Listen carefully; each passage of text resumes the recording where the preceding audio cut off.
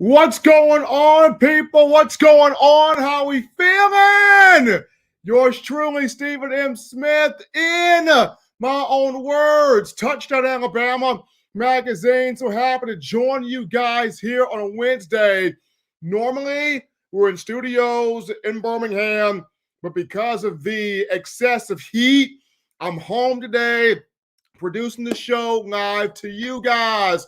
Now, we're not taking phone calls today. However, get crazy in the chat line.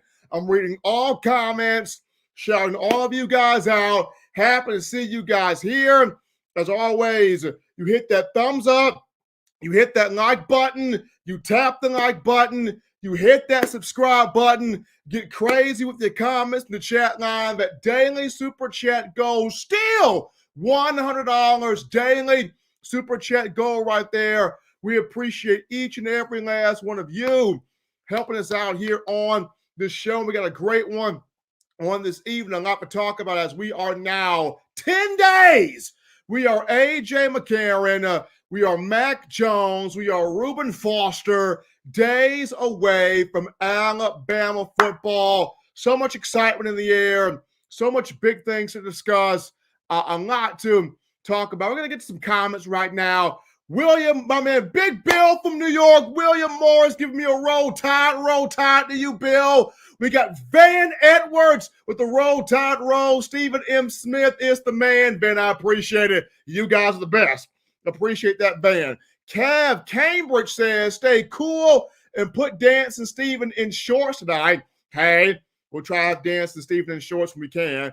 It says here, Van Edwards, we are going to be bringing the fire. Absolutely, Van. We're bringing you the fire right here on this show. Even with being from home here, we're bringing you the fire. So I'm going to get into right now.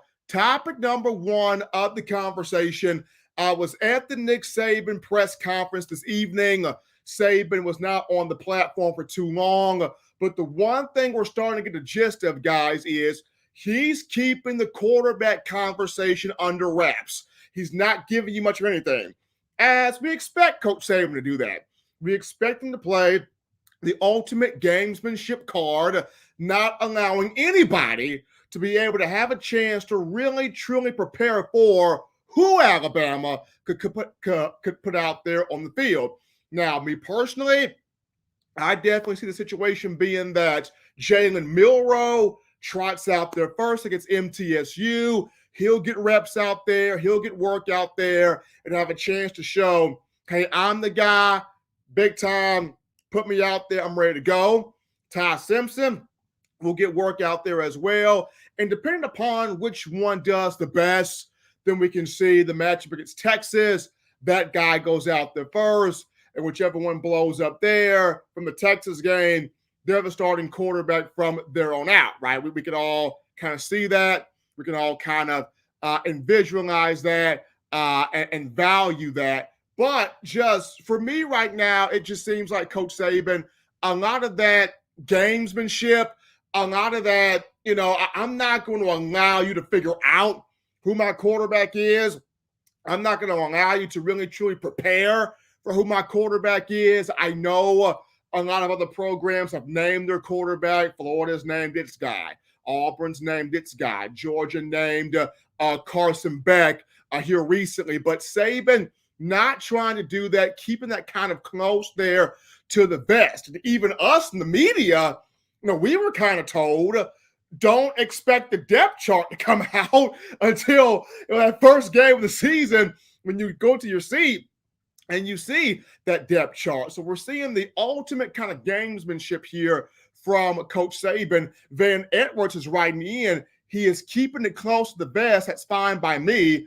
I will be surprised, though, if it's not Milroe. Well, Van, as I've mentioned, I can see Jalen Milroe trotting out there first against MTSU, getting those first reps, those first snaps, that first opportunity. And then as the game goes about its way, then we can see Ty Simpson get in there, show what he can do, what he can provide. And whoever does the best of the two, that guy would get the start there against Texas. But Saban also mentioned this. He said, even if we go with somebody first game of the season, it's not the end. He still wants competition at that position. He still wants the team being won at that position. He still wants the best outcome at that position. So even when you get somebody named at that quarterback spot, Saban still wanting the best. Saban still wanting the competition. Saban still wanting the fire at that spot right there. But William Morris writes in here, I am not stressing over the quarterback anymore. In my opinion, it will be Milroe. And if he flops, Saban will pull him in a hurry. My man Big Bill, we've seen that before with Jalen Hurts and Tua Tagovailoa. The 2018 national championship against Georgia, where, yes, Jalen was 26-2 as a starter going into that matchup, but the offense could not move the ball against Georgia's defense. That second half, what happens? You go to Tua. Tua goes out there, and the rest is history. So Alabama has a quarterback room. It's going to be intriguing to see how this all kind of plays out. Nick Saban is keeping things under wraps here at this moment, which once again to me, I'm cool with it. Once again to me, doesn't bother me. Once again to me, I'm just looking forward to seeing the guys that go out there, that excel, that step up, that definitely do their jobs there. But coming from the Saban presser on today, Saban keeping everything kind of close to the vest there under wraps where the quarterback play is concerned. But before we look at topic number 2 here of the before we go to topic number 2 here of the conversation, we're going to take some comments right here from you guys. We're going to take some comments right here. And the first one coming from Van Edwards here. Alabama wins championships off of depth under Saban, and he has not been taken. He's been talking a lot about their 42 spots. We're going to be a machine this year and play depending on the situation. Saban, there's a lot of depth on this team. There's depth at all the positions on this team. And he mentioned that one of the key areas of trying to get guys to contribute more is from that special teams aspect. If you're trying to do something, you definitely want to do something there from the special teams aspect. But absolutely, Van Edwards, I see your point right there. Alabama, you got a lot of depth at this position, all of the field. There's been a lot of talk about the 42 spots that you could be playing at. Alabama's going to be that machine here on the field. We got Run the Table Sports TV, who writes in, Steve, it's all chess. That's what Saban's doing. He's playing chess while others are playing checkers. He's not going to reveal his hand. We've never seen Nick Saban unveil his hand. We've never seen it happen before. Nick Saban is not going to unveil his hand to anybody. He's going to wait till you get on the field and then see if you can stop what he's got to show there. But absolutely, Alabama playing chess there. Kev Cambridge writes in, Bama had Hurts and Tua on the same roster, Mac Jones and Bryce Young on another. He likely has 2 future NFL quarterbacks on the roster right now, maybe 3. Kev, good point there. You bring up Tua and Jalen Absolutely. Mac and Bryce. You could have 2 or 3 future NFL quarterbacks on this roster. When you look at Milroe, Simpson, Dylan Larnagin as the third guy. Hey, you got talent on the roster. And for Tommy Rees, producing that talent, have it excel, have it exceed there on the field. Let's see here. We got more thoughts here coming to the show. Here we go here. Van Edwards writing back in. There are freshmen that are changing the locker room culture. Something special is happening in T-Town. Van, there are freshmen changing the locker room culture. When you look at guys like Caleb Downs, you look at guys Justice Haynes, you look at guys Caden Proctor. They're different guys changing the locker room culture on this team. I agree with you. And these are freshmen that are going to get on the field and make some stuff happen. Absolutely. Let's see here. Sully writes in, phew, only 12 minutes late. Notifications, YouTube notifications come through again. Not. Sully, you're okay. You're all right, Sully. You're in here. We're actually doing the broadcast, Sully, from home today because of the excessive heat out there. So I wanted to bring y'all into my world, into my home, as we're doing the broadcast here from home today, bringing you your Bama football. Run the Table Sports TV says this right here, Steve, you should go live like this more, brother. I'll bring more subs, definitely. It'll bring more subs, definitely. We like to get that up close and personal, bro. Please jump on here live sometimes like this. Well, Run the Sports TV, we like to do that. I mean, I enjoy doing this from the studio, absolutely. But I like this also. Gotta give my man Bill from New York that $5, baby. Big Bill, we appreciate Bill dropping the money in there. Thanks to you, Bill. Thank you. Thank you. Absolutely. Ephron Davis writing in. Nobody works as hard as Steve. And Ephron, I appreciate that, man. We're trying our best, as always, to get you guys the most in-depth coverage as we can here on your Alabama football program right here, Touchdown Alabama Magazine. Continue to get your thoughts and your questions. Ben Edwards writes back in, we've never had consistently bad quarterback play under Saban, and it's not going to start now. Alabama has not had consistently bad quarterback play. It's been good quarterback play. Now, yes, Bama's had the game manager quarterbacks. It's had the over-the-top, electrifying quarterbacks, but it has not had consistently awful quarterback play, and I do not think it will start right now. I look at whether it's Milroe taking over from start to finish, whether it's Simpson taking over start to finish, whoever the guy is, Alabama's going to be in strong hands there, especially with the talent around that position. And so that's going to kind of well, before we go to our topic number 2, Ty Alexander's in here. Ty Alexander right here with that $9.99 in the super chats. Better late than ever, brother Roll Tide. Stephen, appreciate Ty Alexander coming in here. Appreciate that, Ty. We thank you. We look at Scott Jackson, who writes in, why has there never been any buzz around Simpson? There is buzz around Ty Simpson. There's a lot of buzz around Ty Simpson. Strong arm, coach's kid, ball comes out of his hands beautifully, has, I guess, a better throwing motion than Jalen Milroe does. When I look at Simpson, what's intriguing about him is it's going to be the fact that he didn't get a lot of reps last year. He did not. And that's the only thing holding him back, the lack of reps that he has. But I think against MTSU to open the season, Ty Simpson will play. He'll get reps. He'll get opportunities, Scott. He goes out there and he blows it away, then you're going to have to look at him. I kind of see it as if Simpson can be that A.J. McCarron, Jacob Coker-esque quarterback, it's a big deal. It's a big, big deal. Absolutely. Here we go. Kevin Cambridge here writes in, next time you broadcast from home, maybe mixing a cooking segment bring up some snacks, we still be watching. I mean, I hit that notification bell just when it said, yo, on the show. Look, man, so a segment we may have some snacks here. Cam. Just hang tight, brother. We may have some snacks here, Cam. We're going to go to my man, Big Bill. Your hard work will pay off, Steve. You'll make it big. Sometimes things just take more than we would like. Yes, the good things take time, Bill. Absolutely.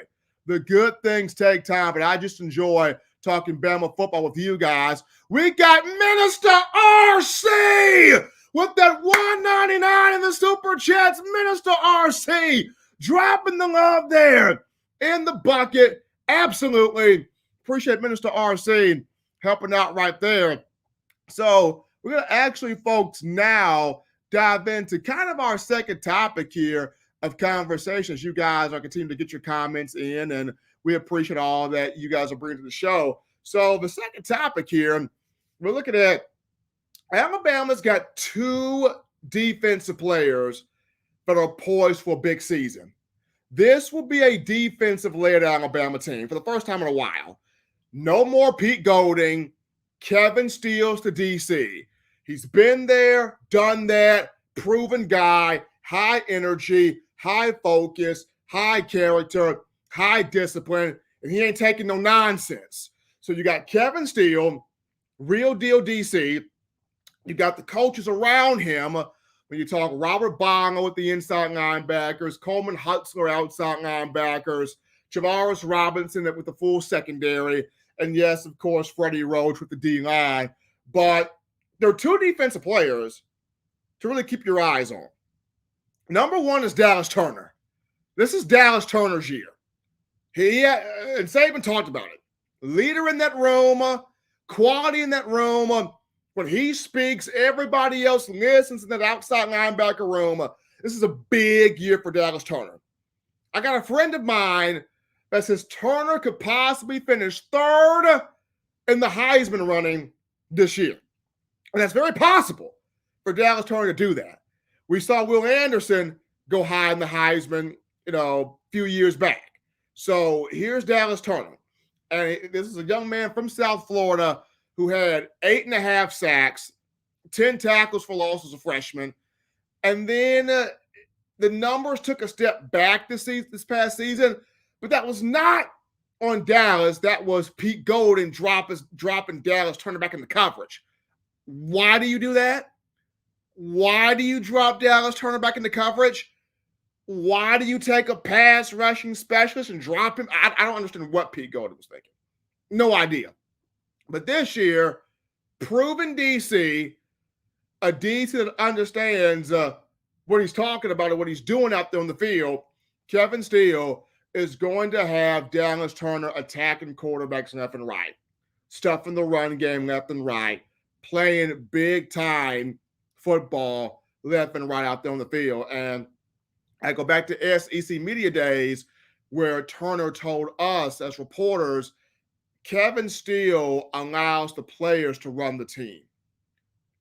Kevin Steele allows the players to run that defense, to run that entire room. And when we have seen player-led defenses, we've seen a whole bunch of success, right? 2009 was a player-led defense. 2011, player-led defense. 2012, player-led defense. 2015, so much of a player-led defense that they sent one of their own players home, Tony Brown, cutting up for the college football playoff. 2017, player-led defense. So this defense right here going to be a player-led group. I'm excited about this, led by Dallas Turner, who understands a big season for me this year plays a role in me getting to that NFL draft in the following season. So the second guy to keep your eyes on the defensive line, Tim Keenan III from Birmingham. It's his time now. This young man has put in a lot of work this offseason. He's dropped weight, gone from 343 pounds to 315.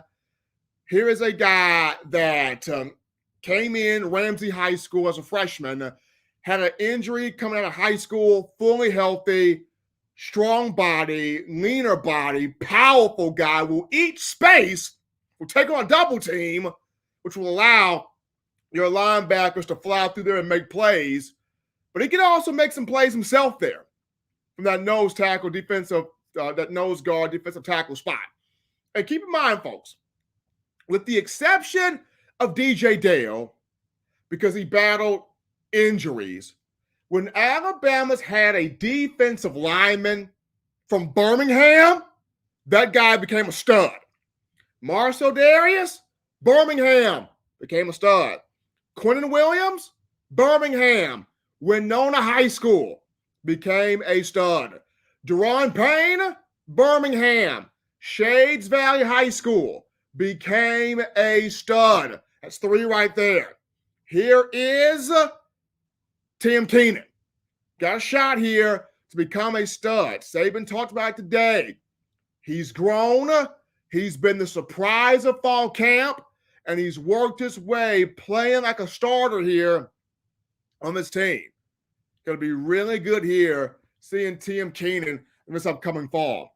As far as, I know a lot of you guys are writing in the chat line about the linebackers. Right here we got a thought there on Jihad Campbell. Jihad Campbell will see the field.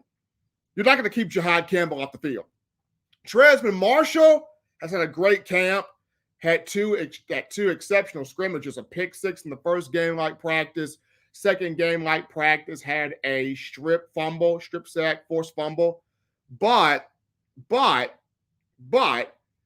here's a guy, this whole camp here, Tresman Marshall, flying around the field, making plays. He and Deontay Lawson kind of running that middle there so far. However, you definitely want to keep your eyes there on Jihad Campbell. You're not going to keep him off the field. In what packages we can see him in, definitely some pressure type looks, but you're not going to keep Jihad Campbell off the field. There's just no way. We got here a thought here coming from my man Bill from New York, who writes in, Stephen, Coach Saban said today that Latham is big. Do you know his weight? Is this the reason why he may remain at right tackle? So J.C. Latham is 360 pounds now. He's gone from 335 to 360. He's going to stay at that right tackle spot as of now. At left tackle, we're looking at Elijah Pritchett and Caden Proctor. I would like to see Caden Proctor right there versus Elijah Pritchett, but we'll see what goes on there. Let's see here. Sully 462 is writing in. So who do we think Saban was sad to see transfer last year? I'm gonna be honest. I think he was sad to see Christian Leary go. That's who I think. I could be dead wrong. I could be flat wrong. But I think Saban was sad to see Christian Leary go. I think Saban had high hopes for Leary. I think Saban had a lot of expectations for Leary. I think that's the one where Saban was kind of sad to see that man go. And I was sad to see Leary go. I want to see Leary go out there and do some stuff. But that's neither here nor there because that brother is gone. But getting back to just the two guys defensively, to see these two guys make plays from the field, keep your eyes on Dallas Turner. This is a big, big, big season for Dallas Turner. He's on quite a few preseason award watching lists. He's on a few of these preseason All-America teams. A guy that knows, hey, I go out here, I dominate. I got a first-round draft stock waiting for me. I've been right behind Dallas Turner. Tim Keenan III. It's his time. It's his moment. It's his opportunity there playing as a starter. Let's see here. Big Bill from New York writes in, thanks, Steven. I hope Latham loses some weight. I'm not sure if he can play the left side at 360. I think Bill, he could play the left side at 360 J.C. Latham. But I think what Nick Saban wants to do is I think he wants to have an experienced guy on the left side and an experienced guy on the right side to kind of help the younger guys out on that offensive line. Minister RC, talk about Prentice. I think he's a star in the making because of the way he runs his routes. I love Kobe Prentice, young man of Clear High School. We saw him last year as a freshman when he had like 33 catches, over 300 yards, 3 touchdown receptions a season ago. I like Prentice. To me, I think you should switch Burton for Prentice. Honestly, I think you should switch Jermaine Burton for Kobe Prentice. Really like what he does. Absolutely like what Kobe Prentice does on the field. And we saw the speed, we saw the athleticism, we saw the big playability from him right out of the gate. I don't know what's, I guess, holding him from kind of being in that top 3 in the receiver room, because the speed is certainly there. And Prentice doesn't drop a whole bunch. Prentice doesn't drop a whole bunch of balls. Now, I go back to last year. He had 1 or 2 small mistakes, but he played fast. Played fast, right there. Did some good things for Alabama at that wide receiver position. Let's see. We got here this thought on from Zipniclus. Hope I'm pronouncing that name right. Sorry if I'm not. Dalcourt win his job back from TJ Ferguson. It's not over yet. T. Ferg is still in that battle. Not over just yet. Dalcourt has the experience. He's got the experience. But T. Ferg has more upside. That's why I like Ferguson. T. Ferg from Georgia's got more upside. I like the experience of Dalcourt, but I like the upside of T. Ferg even more.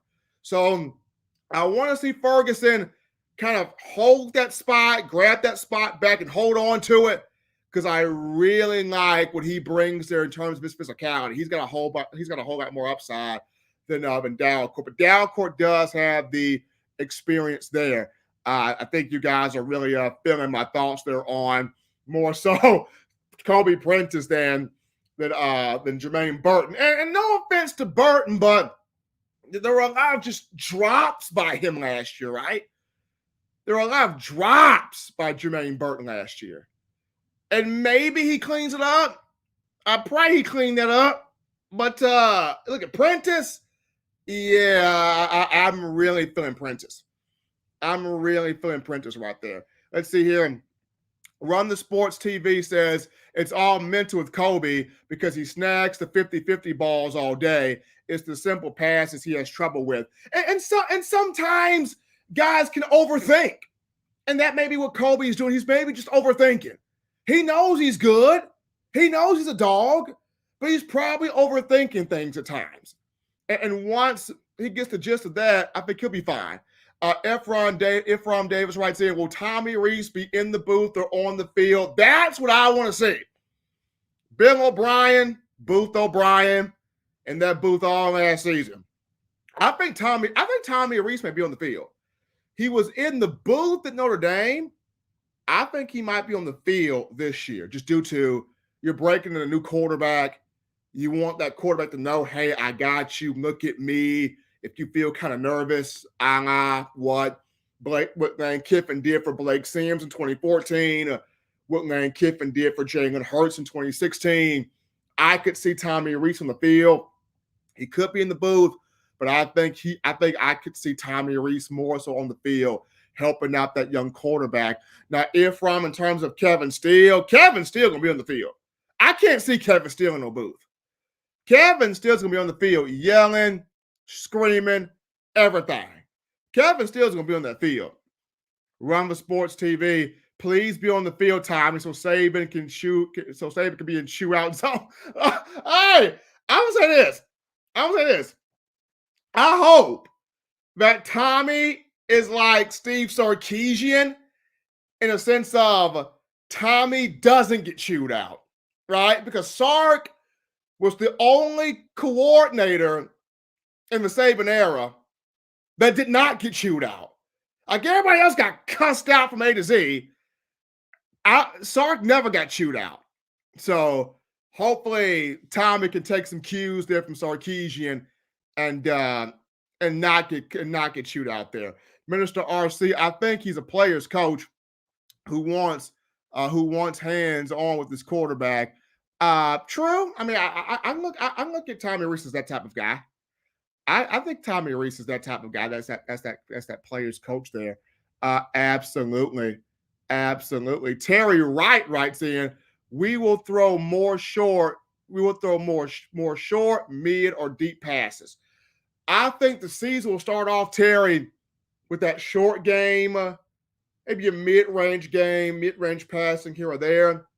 And I think as Tommy Rees grows the confidence of the quarterback, then we'll start seeing Alabama take some deep shots down the field. I think it'll start off with more of that run game, ground and pound game, and then it'll go into, the short routes, then the medium stuff, and then as you get more comfortable, you'll see Alabama take some shots deep down the field. My man Bill from New York writes in, Sark was great, but he had so much to work with. Yes, he did. Sark had Mack, Najee, Smitty, Waddle, Mechie, Jaleel Billingsley, Miller Forrestal. Yeah, buddy. Sark had a lot to work with there. He did great with it, but Sark had a lot to work with there. Let's see. Ty Alexander writing in here. I think this team will be like for 2012 offense. Ooh, 2 1,000-yard rushers, 1-2 punch, and a 1,000-yard receiver. Ty, I could see that. Ty Alexander, I could see that.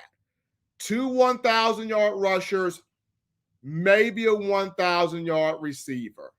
Ty Alexander, I could 100% see that. Absolutely. Roll Tide, CVC writes in, so you think Brooks not starting? I heard he wasn't doing too great.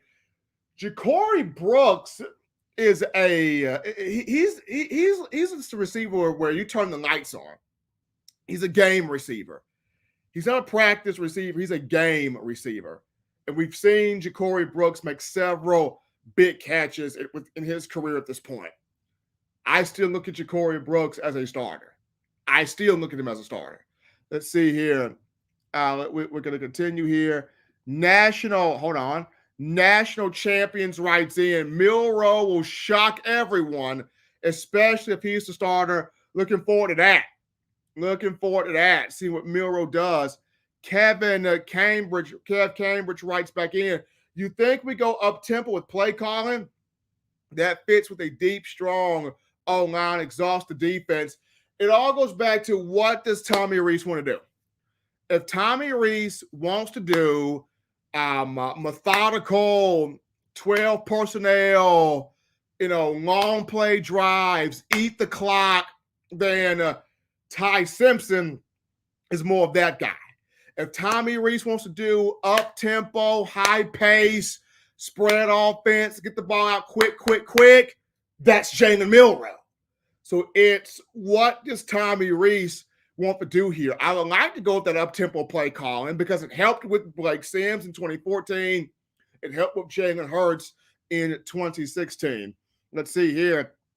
Run the Table Sports TV. We know for sure that Caleb Downs will start hands down. Caleb Downs is a starter. He is going to be one of 2 safeties. Caleb Downs will be one of 2 safeties. He's going to either be the free safety or the strong safety. Caleb is going to be one of those 2. And I don't care which one. He will be a safety. Let's see here. Ephraim Davis, don't want Miro trying to do too much. No Superman hero. You don't need it with this team also. And I feel like that's the biggest drawback with having Bryce Young the last 2 years. And Bryce was amazing. And Bryce was incredible. And Bryce was that guy.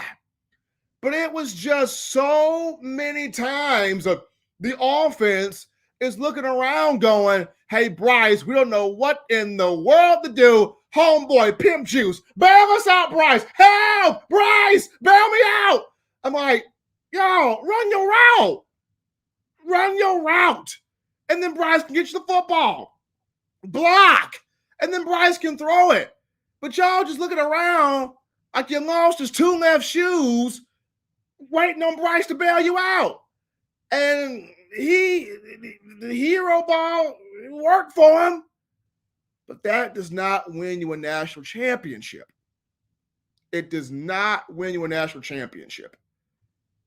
It does not win you now. Smoking Bud revenge season. O'Brien was a lazy coordinator. Look, hey, I agree with that one. I mean, there were so many times I'm looking at O'Brien. He's flipping through the play sheet. I'm like, no, just let that go, Bill. Run the Table Sports TV. Milroe is a playmaker. Bottom line, that's why he'll be the day one starter. If all breaks down, he can get out there like Mike Vick. Can't plan for that. He does have the athleticism. He does have the athleticism. He does have the playmaking ability. Absolutely. We got here Adam Lamparello writes in. So Adam writes in, the defensive line needs to improve this year. That's where it starts. Adam, the D-line. Got to get some guys sacking the quarterback. Got to get some guys pressuring the pocket. Got to get some guys stuffing the run.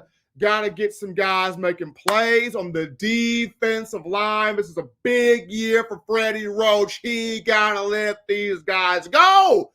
Hunt, eat, make plays. Hunt, eat, make plays. So absolutely. Absolutely.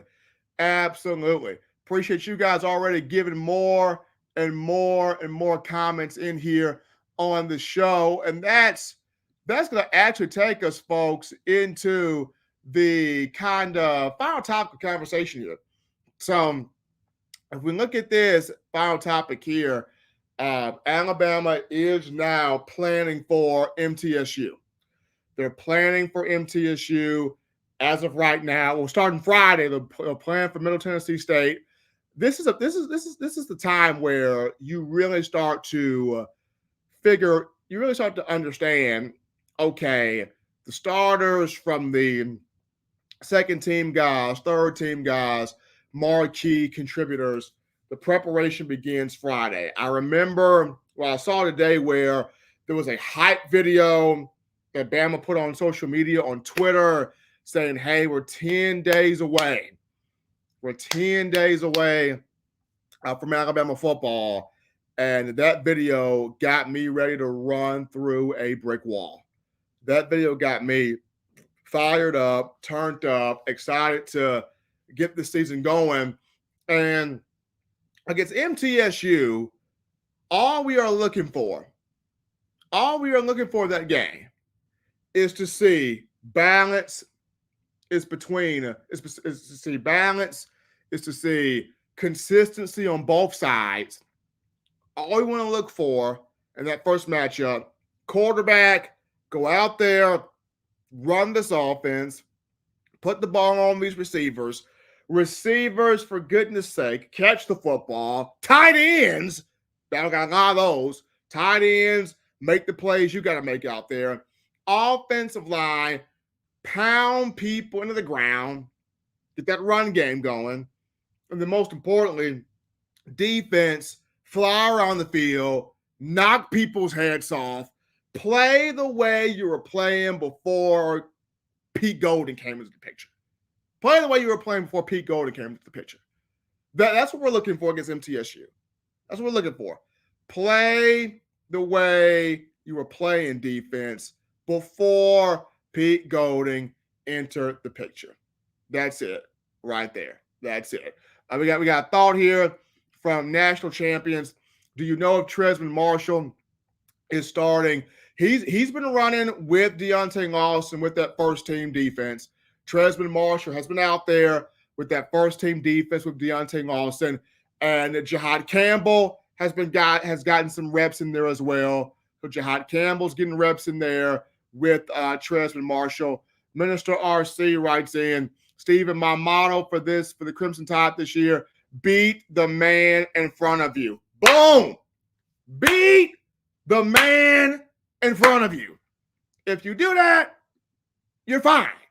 Beat the man in front of you.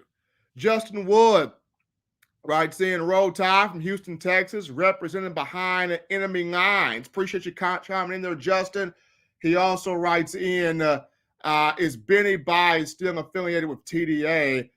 He still is. He still is. Appreciate our guy, Benny Bias, the CEO, for what he does here. Big Dookie man, Uncle Tom, Jalen Milroe is the best. I never hope he deal. I never hope he deal with touchdown Alabama. You know what? It's all right. Hey, we got comments coming in left and right. We got comments coming in left and right. Red Pridemore writes in, yeah, they need to forget everything Golding said. Yes. Move forward. Move forward, man. We're moving forward with Alabama football. Let's see here. Smoking Bud Revenge Season writes in there. Remember when we had Foster, Evans, and Deion Hamilton rotation? We'll see that again this year. I believe that, Smoking Bud. You're going to see that rotation. That rotation is going to play. Run the sports TV. Steve, I'm keeping eyes on Tresman. Don't sit too well with me. And he jumped over from Georgia, but we'll see how hard he goes for us before I draw my conclusion. I'll say this. Tresman didn't play much at Georgia. So now he gets a chance to really show the world what he can do because he was behind so many guys in Kirby Smart's system. So now he comes over to Alabama. He gets a chance to be the main guy or one of the main guys in this defense. Tresman Marshall's ready to do something. We got a comment here from CJ1818. Hey, Steve, what about Justin Jefferson? I see Justin Jefferson on those pressure packages. Those third down pressure packages, there's Justin Jefferson. He's quick. He can shoot the gap. He's elusive. He brings the wood. Those third down pressure packages where it's third and long and you're coming after the quarterback, he can also drop back in coverage. Keep your eyes on Justin Jefferson there. My man Bill, I think Tresman Marshall's a junior. I want to say he's he's not a junior. He's a senior. My apologies. He's a senior. Tresman Marshall is on Senior Bowl watch list from Jim Nagy, the executive director of the recent Senior Bowl. So Tresman Marshall is a senior. He's on the watch list for the recent Senior Bowl down in Mobile. So he knows a big year, on the field for Alabama could produce him a very strong NFL draft stock. We've seen quite a few Alabama guys go down to the Senior Bowl. They play big, they play great, and they get that draft stock up there. Let's see. CJ Dupree from Draco. CJ Dupree is having a good camp. Dupree's a do-it-all tight end. He can block. He can catch the football. He can run routes. He can get open. CJ Dupree is the starting tight end. Amari Black is right behind him, but CJ Dupree is the starting tight end there. Dirty Merc 24 writes in, is Dylan Larnigan playing against third teamers and walk-ons in the scrimmages, or is he making this ascension against the ones? Larnigan's not playing against the ones. He's playing with the twos and the threes, or I guess the twos and the threes, but he does look impressive out there. He looks impressive out there. It's not his time right now, but he looks impressive out there. What's going to be interesting is when Julian Sand comes in here, you can hold on to his commitment for 2024. I mean, you have Dylan Larnigan, Julian Sand, Eli Holstein. That's going to be wild and crazy right there. But Dylan Larnigan is competing against the twos and the threes out there in those scrimmages. He's not competing there against the ones. That's Dirty Merc 24. But appreciate all of you guys chiming in on today's show tonight. We're doing this from home because of the excessive heat, but had to bring you guys the Alabama football coverage right here. Nick Barber writes in, where is Jeremiah Alexander been? Alexander's been putting work in the outside linebacker room. The only issue, Nick, Jeremiah is in a deep room where you got Dallas Turner, you got Chris Braswell, you got Quindarius Robinson, you got Keanu Colt, and Jeremiah's in there, and he's making noise. He's in there. He's making plays. I think we're going to be able to see him on the field a bit this season. It's just he's in a deep outside linebacker room. He's in a deep linebacker, but he's playing ball though. Let's see a Rhett Pridemore. Stephen, I've heard people talk about all about the defense, and of course the quarterback and the offensive line and the receivers, but how dominant is the running back going to be? How dominant are the running backs going to be? Rhett Pridemore, they're going to be big time. Keep your eyes red on Jam Miller. Jam Miller. Keep your eyes on him, Rhett. Guy is a beast. Jam Miller. Keep your eyes on him. Here we go. B Money, hearing about Amos, the transfer DB. Is he the guy opposite Kool-Aid? Trey Amos is having a great camp, B Money. It's still Terrion Arnold across from Kool-Aid. Still Terrion Arnold.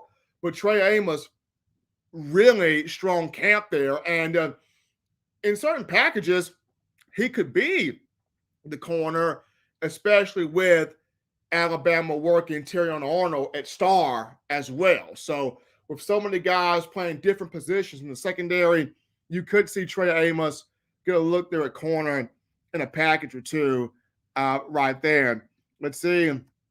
Run the table. Sports TV. Where is Miles McVay? Miles McVay suffered an injury, so he's recovering from that. So that's Miles McVay. He's recovering there from an injury. So we can look at next season for him to have his moment, to have his time. McVay recovering there from an injury. High Power TV. Can we please see Malachi Moore make some progress this year? He's been in the system too long not to have a huge season. Malachi High Power has had injuries, and he had to get back from those injuries, but healthy now, ready to go now, put on a ton of muscle now. He looks like a linebacker out there now. We're about to see a huge year from Malachi Moore. Draco writes back in, any chance Keeley plays? Love Keon Keeley, but just like Jeremiah Alexander, a deep outside linebacker room. Keeley can get some time on special teams. We could see a moment there or situations where he can get in on some pressure packages. But right now, it's just a huge outside linebacker room that Keeley's a part of, but having a strong camp nonetheless. Sweet Home Bama 22, what's the word on Justin Jefferson? Jefferson's playing. He's playing. He's out there getting more comfortable. I see him more on those pressure packages, third downs, getting your fast guys on the field. He's quick. He's fast. He can dissect the play, get in the backfield, create havoc I like Justin Jefferson. Let's see here. Steve, how many games do you think Tony Mitchell will have to sit out? I don't think Tony Mitchell's sitting out any games, to be honest. Saban talked about him being worked at multiple positions in the secondary. So how many games does Tony Mitchell play? That'd be interesting. But I don't think Tony Mitchell was sitting out any type of games here. Let's see. B Money writes in, okay, let's talk about the O-line. Stronger as pass protection or more of a running group? I think this O-line is balanced both ways. They got the maulers to wear you down running the football. They got the maulers to wear you down, and they got the pass protection. They got the pass protectors. So they're balanced in both. They can pass protect, and they can run the football. They want to run the football a whole lot more. If you talk to Tyler Booker and J.C. Latham and Seth McLaughlin, they definitely want to run the football a whole lot more. But they got the group to do both, to excel in pass protection and run blocking. Now, yes, Run the Sports TV. Tony Mitchell cleared. He's back with the team. He's been in practices. He's been in fall camp. He is good to go. Let's see here. Red writing in. Steven, do we have those speedsters on our kickoff return and punt return? Here we go. So punt return, Kool-Aid's returning punts. Isaiah Bond is returning punts. Keep your eyes on freshman Cole Adams. He got moves. He's returning punts. Returning kickoffs, you got Kendrick Law and you got Emmanuel Henderson. Those guys are speedsters. Alabama trying to develop more guys there, but Kendrick Law, Emmanuel Henderson, those guys are at that spot as of now. But Bama getting this prep work for MTSU starting on Friday. Jaheim Otis, definitely going to be a stud this year. Justin, I agree with that right there. Cole Adams, he got moves on him. That kid got moves on him. Definitely watch that. B-Money 3rd and 2 from the 5. Are we running or throwing? I'm telling you this, B-Money. If it's 3rd and 2 from the 5-yard line, we ain't seeing no 4 verticals from Bill O'Brien. Tommy Reese is gonna run that ball. We ain't seeing no 4 verticals on no 3rd and 2 this year from the 5-yard line. Now, if Tommy Reese does throw, it may be play action, slip a tight end out there, catch a touchdown, but running this football on 3rd and 2 from the 5-yard line, period. I mean, that stuff that OB had us doing. Lord have mercy. That mess OB had us doing that. I don't even want to think about that no more. But folks, I just want to appreciate all of you for checking us out today. Sweet Home Bama 22, riding in Robbie Oates, going to be the impact short yardage guy in games this year. Yeah, Robbie Oates, short yardage, big blocker, physical guy. Would love to see us give him the football one time and those short yardage plays and him just plow through for a touchdown. We'd love to see that happen for Robbie Oates there. But for all of you Bama Nation, we appreciate all of you guys checking us out on the show this evening. In my own words, yours truly, Stephen Smith of TDA from home, getting myself out of that excessive heat. And like you guys mentioned, we may do more of this. Maybe I may have a cooking segment at some point there. But appreciate all of you guys checking out the show today. Robert Mahan writing in. I think it's crazy. Everyone's writing off Jihad Campbell. I don't think people are writing off Jihad Campbell. I don't think nobody's writing off Jihad Campbell. Absolutely not. Absolutely not. Don Parker here saying, Stephen, can you provide any news regarding the mindset of this team? The mindset, Don, of this team, they're physical. They want to get after you. They want to hit you in the mouth. The attitude is there. The work ethic is there. This team wants to get a national championship. You can see the fire in these guys' eyes. You can see the fire in the coaching staff's eyes. They are sick and tired of all the Georgia talk. They're sick and tired of it. They are ready to get this done this season. But appreciate all of you guys, the fans, for helping us out on today. As always, what you can do, you go to touchdownalabama.com. You click join, you become a member, a subscriber to the magazine, which we're going to definitely continue pumping out your Bama football news, notes, information. Rhett Pridemore writes in, thanks, Stephen, for all the hard work that you do to get us the info. Appreciate all of you guys. Appreciate all of you guys for making this your show. Monica writes in, is Justice Haynes going to be okay? Justice Haynes is fine. He dealt with a small quad issue, but he's okay. Justice Haynes is okay. He's good. I know he did not participate in that second scrimmage, but that young man's fine. That young man's fine. He's going to be okay. Looking forward to seeing him on the field. Let's see here.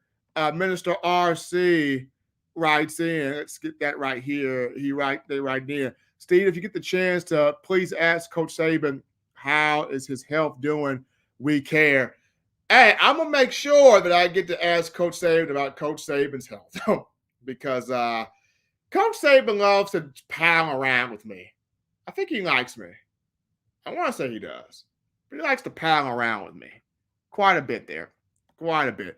B Money, Middle Tennessee State is a great first opponent. Did you see what they did against Miami last year? MTSU is a good test.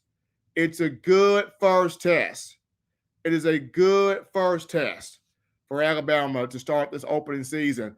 But folks, that's going to do it here for us here at TDA. Y'all have a great night. Y'all be good. Wives love your husbands. Husbands love your wives. Wives appreciate, value those husbands. All the kids out there, do the right thing, fun thing, smart thing, good thing, legitimate thing too. Not be bored and get you that schoolwork done there. As always, people, get your 3 hearty meals, guys. Get your 3 hearty meals, your 3 great laughs a day. You protect yourself, people. You protect the loved ones around you. Stay cool. Do not put yourself out here in all this heat. Stay cool. Until next time, folks, I'm your man, Stephen M. Smith. I appreciate all of you. And you've been listening to my own words.